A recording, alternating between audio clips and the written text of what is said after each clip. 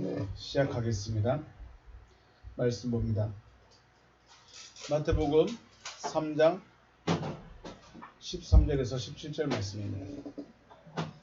마태복음 3장 13절에서 17절 말씀입니다. 봉독합니다. 이때 예수께서 갈릴리로부터 요단강에 이르러 요한에게 세례를 받으려 하시니 요한이 말려 이르되 내가 당신에게서 세례를 받아야 할 터인데 당신이 내게로 오시나이까. 예수께서 대답하여 이르시되 이제 허락하라. 우리가 이와 같이 하여 모든 의를 이루는 것이 합당하니라 하시니 이에 요한이 허락하는지라. 예수께서 세례를 받으시고 곧 물에서 올라오실새 하늘이 열리고 하나님의 성령이 비둘기같이 자기 위에 임하심을 보시더니 하늘로부터 소리가 있어 말씀하시되 이는 내 사랑하는 아들이요 내 기뻐하는 자라 하시니라. 아멘. 주님이 세상에 오신 것은 심판을 하려 함이 아니요 세상을 구원하려 함이로다 라고 요한복음 12장 47절에서 말씀하십니다. 주님이 이 땅에 오신 것은 심판의 목적이 아니죠. 그런데 왜 이 말씀을 드냐면 3장 12절 말씀에 손에 키를 들고 자기 타작마당을 정하게 하사 알고 그 모아 곳간에 드리고 축저에는 꺼지지 않는 불에 태우실 것이다. 네, 심판의 주님, 두려운 주님으로 주님에 대해서 말씀하십니다. 그런데 정작 주님은 나는 심판하러 온 것이 아니라 구원하기 위해서 왔다라고 말씀을 하십니다. 또 요한복음 3장 17절에서도 하나님이 그 아들을 세상에 보내신 것은 세상을 심판하려 함이 아니요 그로 말미암아 세상이 구원을 얻게 하려 하십니다 라고도 말씀하십니다. 하나님께서 아들을 세상에 보내신 목적도 세상을 향하여 심판이 아니라 구원 얻게 하시려고 그를 보냈다라고도 하시는 것이죠. 주님은 심판을 위해 오신 것이 아니라 구원을 위해서 오셨습니다. 그렇다고 해서 우리가 심판이 없겠느냐? 그렇다고 심판이 나와 상관이 없느냐? 그럼 심판은 언제 있느냐? 네, 이런 이야기를 해봐야 되죠. 이것은 마치 빛이 있는 곳에 어둠이 있는 것과 같습니다. 주님께서 말씀하시는 그 시간, 주님께서 그 말씀하시는 그 시간이죠. 말씀하는 그 시간, 그 장소가 바로 구원과 심판이 동시에 나타나는 곳입니다. 주님의 말씀을 받아들인 자는 구원으로 나가게 되지만 말씀을 받아들이지 않는 자는 그 자체가 그에게 심판입니다. 심판이 우리가 생각하는 것처럼 불덩이가 떨어지거나 내가 징계를 받거나 벌을 받거나 아니면 지옥에 가거나 그런 심판이 아닙니다. 주님의 심판은 구원이냐 아니냐입니다. 구원이냐 아니냐. 주님의 심판은 구원이냐 아니냐. 구원은 하나님의 아들의 삶으로 나아가는 것이고 아닌 것은 그냥 그 삶을 그대로 살아가면 되는 겁니다. 물론 그 끝은 영혼이라는 그 끝은 어둠이겠죠.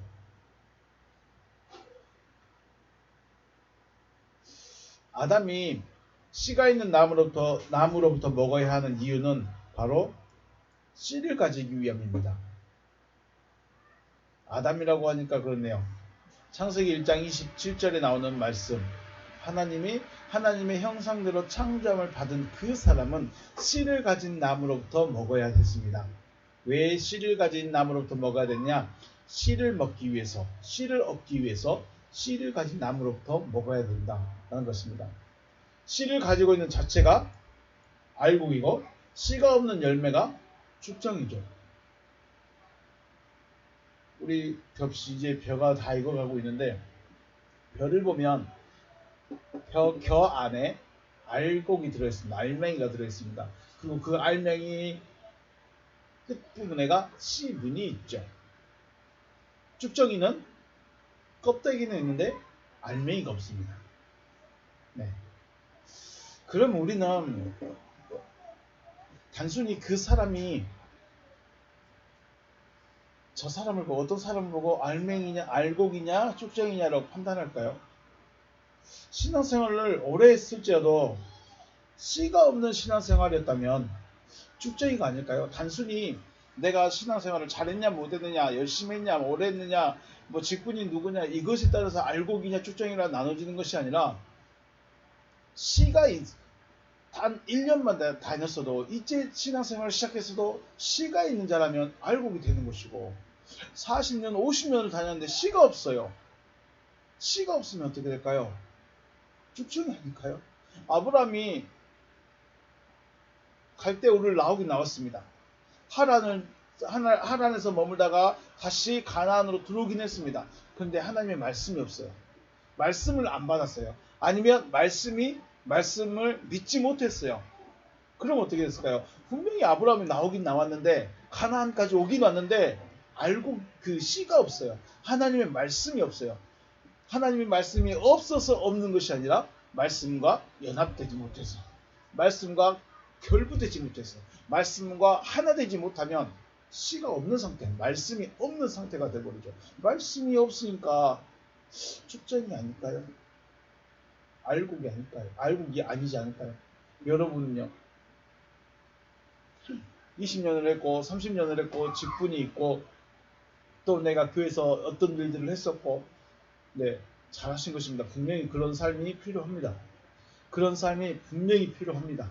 있어야 하고 지나와야 되는 과정이 있습니다. 그런데 중요한 것은, 그러한 과정을 다 왔음에도 불구하고 씨가 없다면 어떻게 될까요?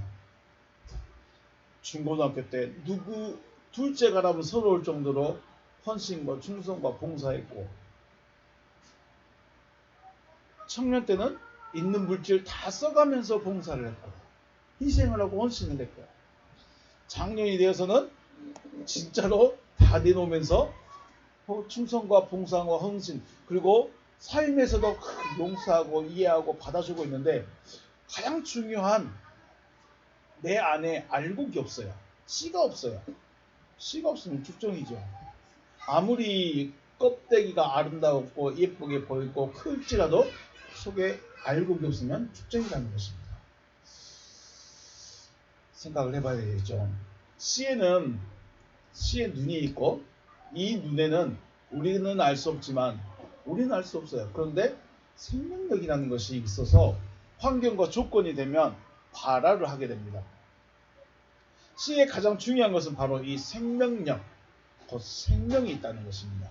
누가 봐도 그냥 쌀 한 톨에 불과하지만, 이 쌀 한 톨이 환경만 맞으면, 물기만 있으면 발화를 해요. 그 생명력이 어디서 왔을까요? 우리 세포 하나하나도 뭐 몇 주간 간격으로 다 죽어나가고 새로운 세포가 생긴다죠. 근데 그 메커니즘을 어떻게 이해할까요? 이제서야 과학자들이 우리 세포 하나에 대한 재생과 소멸에 대한 열쇠를 좀 풀려고 하는데, 근데 문제는 이 세포를 만들어내고 새로운 세포를 끄집어내는 이 능력은 만들 수가 없어요. 우리가 세포가 어떻게 죽어가고 어떻게 새로 생겨나는 건 알겠는데, 사람이 만들 수는 없어요. 생명에 대해서는 우리가 관여할 수가 없다는 것입니다. 그래서 씨의 가장 중요한 것은 바로 생명인 것이죠.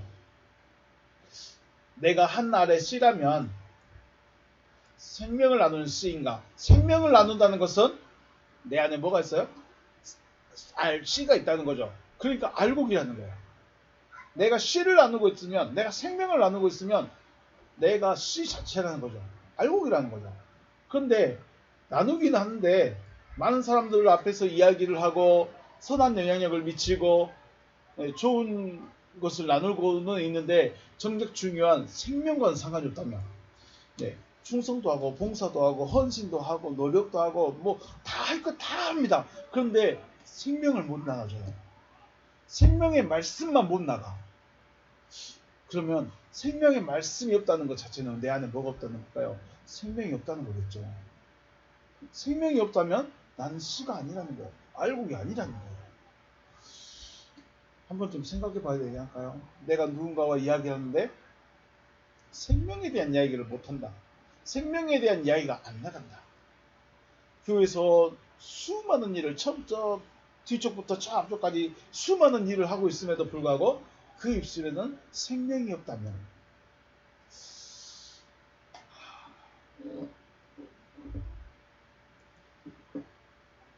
생명이 있으시길 주의 이름으로 축복합니다.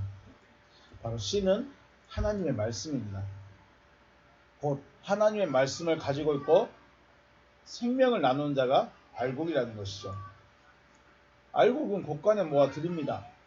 하나님께서 책임지시고 자기 걸로 만드는 거예요. 근데 쭉정이는요, 그렇게 하실 이유가 없다는 겁니다. 그럼 우리가 알곡으로 나타나야 될까요? 쭉정이로 나타나야 될까요? 단순히 내가 신앙생활 몇 년 했으니까 알곡이다, 조금 했으니까 쭉정이다, 아니에요. 이 알곡과 쭉정이에 대한 정의를 조금 더 깊이 생각해 보게요.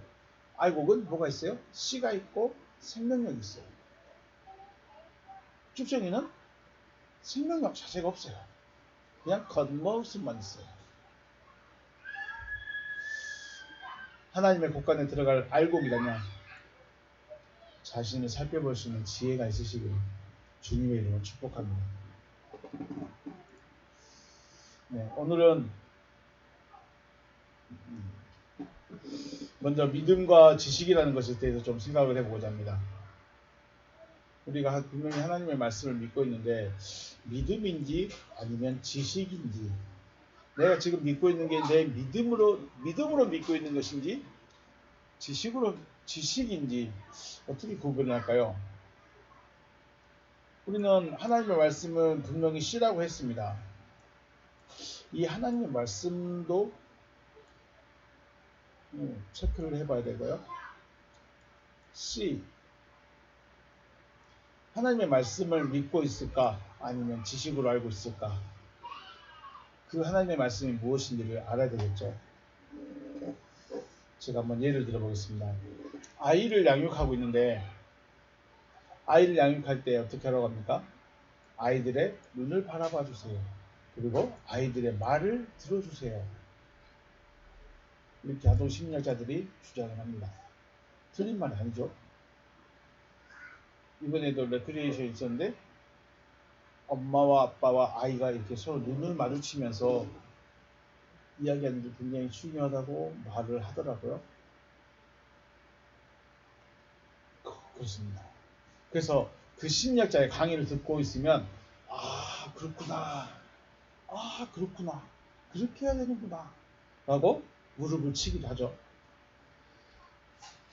어떤 내용이든지 깨닫게 되었다면 이것은 우리의 지식으로 들어오게 되어 있습니다. 새로운 걸 알았다. 그렇구나. 그러면 우리의 지식이 딱 되어지는 거죠. 그래서 강의를 듣고 지식이 되어진 것을 생활에서 이제 적용을 해야 됩니다. 자, 적용을 하는데 적용을 해서 이제는 이제 아이가 좀 실수해도 기다려줘야지, 좀 기다려주고 봐줘야지 라고 마음을 딱 먹었습니다. 그러다가 이제 아이가 물을 마시려다가 컵을 쏟았습니다. 여러분의 이성적이고 지식적인 생각은 어떻게 반응할까요? 괜찮아, 놀랐지, 아빠가 닦아줄게, 그렇게 할 겁니다. 그런데 이런 일이 한두 번이 아니라 밥 먹는 한 자리에서 10번을 하고 있다고 생각해 보십시오. 어떻게 할까요? 그래도 괜찮아, 아빠가 닦아줄게. 당연히 10번 나든 100번 나든 그렇게 해줘야 되는데 저의 개성은 3번만 넘어가면 소리를 치게 됩니다. 하지 말라고 했잖아. 그렇게 하지 말라고 했잖아. 분명히 아이들의 의견을 들어주고 눈을 마주쳐주고 아이들을 기다려주고 받아줘야 되는 게 맞는데 내 삶에 적용이 안 돼. 지식으로 무릎을 탁 치면서 그렇게 해놓구나 라고 이해는 했는데 내 삶이 안 됩니다. 이게 뭘까요? 알고 있는 지식이 나의 성향, 내 것이 나가 못 되는 거죠. 내가 알고 있는 지식이 나의 정체성이 못 되는 것이죠. 물론 그런 강의를 듣지 않아도 그렇게 하시는 분들이 있어요. 성향 자체가 기다려주고 들어주고 받아주는 사람이 있는가 하면 전혀 그렇지 못한 사람이 있다는 것입니다. 지식이라는 것은 나에게 어떤 것이 생겨나는 것이고, 믿음이라는 것은 알게 된 지식이 성향으로, 나의 정체성으로 바뀌어져 버린 것이라고 생각을 합니다. 그런데 여기서 또 고민을 해야 됩니다. 그렇다면 예수 믿는다고 하는 사람들 우리 원래 착한 사람들 있잖아요. 성향 자체가 선하고 성향 자체가 양심적이고 성향 자체가 좀 정의로운 사람들. 그 사람들은 그냥 하나님의 백성 될까요?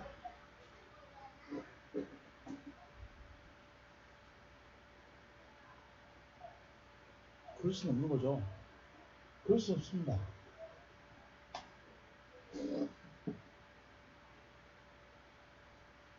예를 들면 그렇다는 겁니다. 믿음이라는 것은 하나님의 말씀이 곧 나화되는 거예요. 내가 말씀은 이렇게 되는구나, 말씀의 구성이 이렇게 되고 원리가 이렇게 되는구나, 하나님의 뜻이 이렇게 되는구나 라고까지는 아하 하고 무릎을 쳤다면 그것이 그 말씀이 그 지식이 내 나화 되어야 되는 것이 믿음이다 라는 것입니다. 그래서 우리가 말씀을 많이 알고 있습니다. 저 말씀 많이 들었습니다. 그래서 저는 성경을 알고 있고 하나님을 믿고 있습니다 라고 말할 수 있지만 그것이 믿음이라고까지 말할 수는 없다는 거죠. 그래서 하나님의 말씀을 알고 있다. 알고 있는 것이 나의 성향, 나의 정체성이 되어지는 것이 믿음이라는 것입니다. 그러므로 믿음이라는 것은 뭐 신뢰하는 마음 혹은 의지하는 마음, 인정하는 마음이라는 추상적인 것이 아니라 나의 존재성 자체를 말하는 것입니다. 그래서 네가 믿음이냐 아니냐, 이것은 네가 믿느냐 안 믿느냐가 아니라 네가 믿음이 되어졌느냐 믿음이 아니냐, 이걸 물어보는 것이죠. 즉 하나님의 말씀이 되어졌느냐 라를 말하는 것입니다. 가끔 한국말을 잘하는 외국인들 보면서 뭐라고 합니까? 한국 사람 다 됐네라고 그러죠. 한국 사람 다 됐네. 하나님의 말씀이 되어졌다 혹은 믿는 자가 되어졌다라는 말로 단순히 착하게 살고 선하게 살고 정의롭게 산다고 해서 믿는 자라고 말해주는 시대를 넘어서 이제는 아브라함의 자손이네, 유대인이네, 하나님의 아들이네 라는 말을 들을 수 있어야 되지 않나 하는 생각을 해봅니다.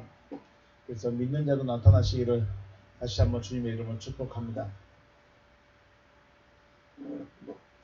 오늘 본문 말씀은 예수님께서 세례 받으시고 또 성령이 임하시는 장면, 그리고 하늘에서 음성이 있었던 장면을 말씀하고 있습니다. 오늘은 원문 없이 말씀드리겠습니다. 전에 말씀드렸지만 세례라는 것은 단순히 물에 들어갔다 나오는 의식으로 끝나버리면 전혀 의미가 없습니다. 세례의 가장 큰 목적은, 큰 의미는 뭐냐면 하나님의 말씀을 수용했다라는 증거를 행하는 의식이죠. 내가 하나님의 말씀을 받아들였습니다. 내가 하나님의 말씀을 받아들였습니다. 그래서 그 증거로 세례를 받겠습니다 라는 것입니다. 그런데 또 세례라는 것은 그 의식적인 행사이지만 그 내용은 죽었다가 일어나는 거죠.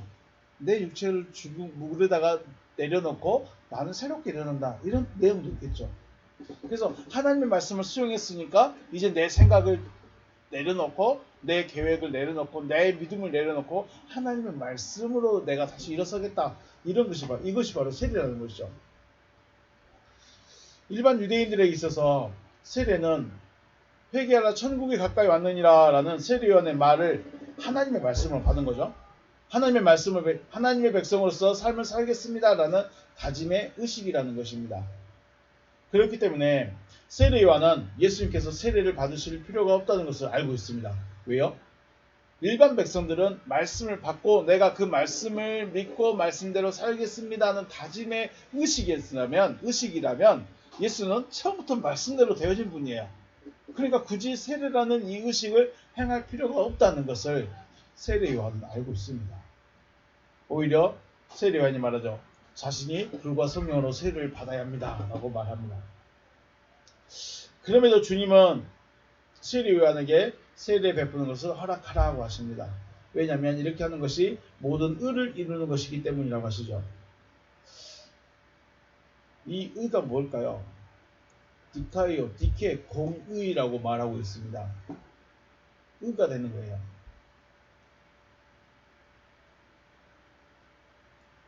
아브라함과 이삭과 야곱은 할례를 행하였습니다. 이스라엘 백성들은 홍해 바다를 건너므로 세례를 받았습니다. 분명히 의식 혹은 형식이라고 할 수 있지만 그것이 가지고 있는 의미와 내용을 건너뛸 수는 없다는 것입니다. 물론 예수님은 말씀대로 되어진 그 말씀 자체이기 때문에 굳이 그걸 행하지 않아도 돼요.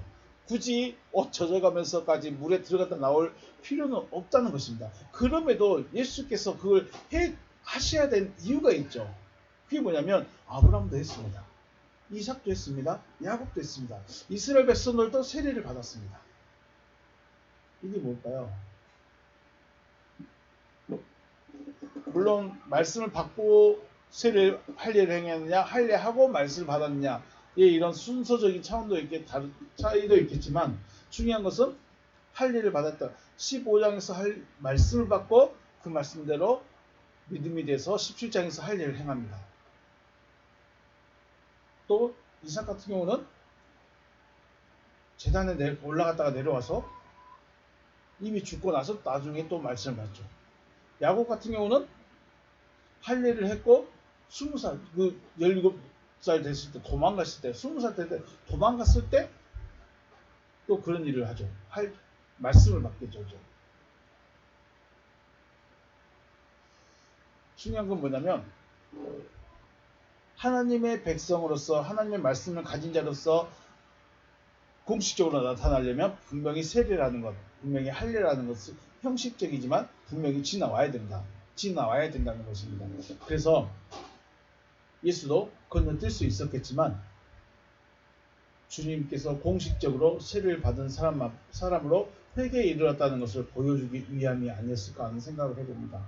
굳이 안 해도 되지만 기억고 했어야 된 이유가 바로 우리가 그 과정에서 우리도 분명히 그 안에 들어가야 된다는 거죠. 말씀을 받는, 그리고 말씀 때문에 말씀에 의해서 죽어지고 다시 일어서는 이런 과정들을 우리에게 필요하다고 지금 말씀하고 있다는 것입니다. 그리고 주님께서 세례를 받으신 가장 큰 이유는 다음에 기록된 성령의 임하심이 어떻게 되는가를 친히 보여주기 위함이다라고도 생각할 수 있습니다. 세례를 받으시고 물에서 올라오실 때 하늘이 열리고 하나님의 성령이 비둘기같이 자기 위에 임하였습니다. 세례를 받으시고 물에 올라오셨다. 이것은 바로 죽었고 다시 일어섰다. 죽음과 부활을 의미하고 있죠. 사도행전에서 똑같은 일이 있습니다. 오순절에 제자들이 모여서 다락방에서 있을 때 성령이 임했죠. 그러면 그들이 모여서 기도만 하고 있었기 때문에, 기도를 열심히 했기 때문에 성령이 임했을까요? 그래서 우리는 성령 받기 위해서 기도만 하고 있습니다. 성령 받기 위해서 기도한다고 그래요. 그런데 여기 있던 사람들이 기도만 하고 있었겠느냐라는 것입니다. 그들은 처음에 모였을 때 유다의 자기 빈자리를 채울 사람을 뽑기도 하고요. 또 그들이 어떻게 살 것인가에 대해 고민도 해보고요. 그런 일이 있었죠. 10일간 모여있으면서 거기에서 단순히 10일간 금식하면서 기도만 하고 있었던 것이 아니라는 것입니다. 그곳에 모였던 사람들은 기본적으로 120명이 있었는데 주님 말씀을 듣고 마음에 새겨진 사람들이죠. 그들 안에는 뭐가 있어요? 말씀이 있었습니다. 표면적으로는 주님은 승천하셨고 승천하시면서 너희는 맨날에 못되어 성령으로 세례를 받으리라는 말씀을 받고 가지고 있습니다. 언제 올지는 몰라요. 다만 주님의 약속의 말씀을 가지고 있고 약속의 말씀대로 약속의 말씀이 이루어지길 기다리고 있었을 뿐이만 거죠. 그리고 그들에게 성령이 임했습니다. 기도했기 때문에 성령이 임했다. 물론 그럴 수도 있겠죠. 가끔 보면 우리가 알기로, 우리가 느끼기에 거의 믿음이 아니라 그냥 직분만 가지고 계신 분들, 가끔 그 구역예배에 참석만 하시는 분들, 그런 분들이 어느 날 갑자기 하나님의 임재를 느끼신 분들이 있어요. 말씀이 무엇인지, 구원이 어떻게 되는 것인지 그런 건 전혀 관심 없고 전혀 상관이 없는데 그냥 교회에 출석하라고 해서 출석했고 등록하라고 해서 등록했고 어디 가자고 하니까 가는 것 뿐이었는데 하나님께서 하시는 분들이 있습니다. 물론 다 그렇다는 건 아니지만 기본적으로 여기에 모인 사람들은 말씀을 가지고 있었고 말씀이 이루어질 것을 기다리고 있었던 사람들이라는 것이죠. 그래서 우리가 성령이 임하게 되려면 기본적으로 기도만 하고 있을 것이 아니라 말씀을 가지고 있어야 된다라는 것입니다. 그렇다고 이 사람들이 다락방에 모인 제자들이 단체로 세례를 받거나 어떤 의식을 행한 것도 아니었지만 성령이 임하셨다는 것은 마치 예수께서 세례를 받으시고 물에서 올라오심의 내용이 그들에게도 그대로 이루어졌다는 것이죠. 물론 지금 3년 넘는 기간 차이가 있죠. 예수님께서 세례를 받으신 것과 성령이 임하신 것, 그리고 제자들이 오순절날 성령이 임하는 건 3년이 넘는 시간의 차이가 있습니다. 그런데 그 모습이, 그 내용이, 그 의미가 같다는 것입니다. 말씀대로 그들이 죽어졌고 말씀대로 다시 일어섰다. 그런데 중요한 것은 예수님께서 성령이 위에 임하여 있었습니다. 그리고 제자들에게도 성령이 위에 임하여 있었습니다.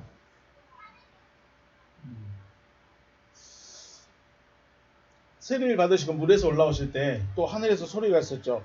하늘로부터 소리가 있어 말씀하시되 이는 내 사랑하는 아들이여 내 기뻐하는 자라 하시니라. 네, 이 소리를 세례 요한이나 그곳에 있었던 사람들이 다 들었다고 생각할 수는 없을 것입니다. 그랬다면 어땠을까요?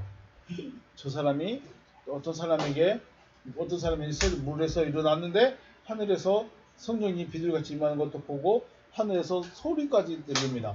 물론 하나님께서 그 소리를 온 백성에게 들려준 적도 있죠. 신의 선 앞에서요. 온 백성에게 하나님의 음성을 들려준 적도 있습니다. 그래도 그들은 마음이 강팍한 사람들이에요. 하나님의 그 음성을 들었음에도 불구하고 여전히 고집불통했습니다. 또 이 똑같은 내용의 말씀을 들은 사람들이 있었죠. 제자들이 있었죠. 베드로와 요한과 야고보가 주님과 함께 변호산에 올라가셨을 때, 기도하실 때 모세와 엘리야를 만났을 때 똑같은 말씀이었죠. 빛나는 구름이 제자들을 덮고 구름 속에서 이는 내 사랑하는 아들이니 너희는 저의 말을 들으라라는 음성이 제자들이 들었습니다. 그렇다면 이 음성을 그곳에 세례받기 위해서 온 모인 바리새인들이나 사두개파 사람들이 다 들었다면 예수를 배척할 수 있었을까요? 예수의 말을 외면할 수 있었을까요? 예수의 말씀을 거부할 수 있었을까요? 그러지 못했지 않았을까 하는 생각을 해봅니다. 다만 우리에게 지금 말씀하시고자 하는 중요한 것은 하나님께서 누구를 내 사랑하는 아들이여 내 기뻐하는 자라 하실 것인가에 대한 말씀을 위해서 마태가 기록하지 않았나 하는 생각을 해봅니다. 자, 하나님의 아들은 누군가요? 예수만 하나님의 아들이라면 우리는 여기에 있어야 될 이유가 없습니다. 예수만 하나님의 아들이고 예수만 유일하게 하나님의 아들이라면 우리는 이곳에 있어야 될 이유가 없다는 거예요. 나와 구원은 상관이 없기 때문에. 내가 하나님의 아들이 되어질 것이다. 내가 하나님의 하나님께서 나를 아들로 세우시겠다는 그 약속 하나 믿고 여기 있는 것이죠. 그런데 그 약속은 약속이고 내 삶은 내 삶이다 해가지고 나는 그 말씀 알고 있어 라고 끝나버리기 때문에 견디지 못하는 거죠. 하나님의 아들은 단순히 그냥 내가 고백한다고 해서 하나님의 아들이 되어지는 것이 아니고 의식의 세례를 행했다고 하나님의 아들이 되어지는 것이 아니고 10의 1조를 드렸다고 하나님의 아들이 되어지는 것이 아니고 직분이 높아졌다고 하나님의 아들이 되어지는 것이 아니라는 것입니다. 말씀에 의해서 죽고 말씀에 의해서 다시 살아난 자, 그가 하나님의 아들이라는 것이죠. 예수님의 본질은 하나님이십니다. 예수님의 본질은 하나님이세요. 하나님께로부터 나오는 말씀이 씨가 됐죠. 하나님께로부터 나오는 그 말씀이 씨예요. 그리고 씨의 실체가 예수인 것이죠. 그러므로 예수께서 하나님을 향해서 아버지라 부를 수 있는 것은 하나님의 말씀에 의해서 되어진 자이기 때문에 그렇습니다. 그러므로 우리가 하나님의 말씀에 의해서 되어진 자라야 하나님을 향해서 우리도 아버지라고 부를 수 있다는 것입니다. 우리는 아버지도 아닌데 아버지라고 막 불렀어요. 나는 하나님께로부터 말씀을 받은 적도 없는데 또 하나님의 말씀이 내 안에 있지도 않는데 하나님께로부터 나음을 받은 적도 없는데 내가 예수 이름 믿었다고 내가 교회에 나왔다는 그 이유 하나만으로 우리 하나님을 향해서 아버지 불렀어요. 그것도 목이 찢어져라 목이 터져라 불렀어요. 그런데 지나놓고 보면 우리는 그때 왜 하나님이 응답해 주시지 않지? 무응답도 응답이다. 나름의 위로를 얻었죠. 하나님이 응답해 주지 않는 것도 응답이다. 근데 곰곰이 생각해 보십시오. 아들이 지금 아픈데 아들이 너무 배가 고픈데 너무 배가 고파서 아빠 밥 좀 주세요 하고 소리 지르는데 아무 반응 안 하면 되겠습니까? 아들이 지금 자전거 타다 넘어져가지고 무릎에 피가 철철 흐르고 있는데 아무 반응도 안 하고 있으면 되겠습니까? 왜 우리가 아버지를 불렀는데 아버지가 대답을 안 할까요? 내 아버지가 아니기 때문에 그럴 수 있는 일이 훨씬 높습니다.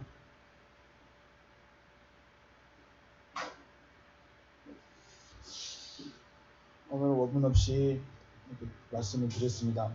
중요한 것은 예수는 하나님의 아들인데 예수가 하나님의 아들이 예수로만 끝나지 않는다. 예수께서 그리스도가 되셔서 씨 자체가 되어버리죠. 씨 자체가 되셔서 우리 안에 오셨다. 그리고 오신 그분이 나를 온전히 죽음까지 이끌어 가셔야 돼요. 내가 온전히 죽을 수 있을 때까지 가셔야 돼요. 그리고 그분에 의해서 다시 일어나야만 아들이라 칭함 받고 하나님의 구원이 임한 사람이다 라고 말할 수 있다는 것입니다. 저와 여러분이 이러한 존재적인 선택까지 이르시기를 주님의 이름으로 축복합니다. 오늘 여기서 마치겠습니다. 수고하셨습니다.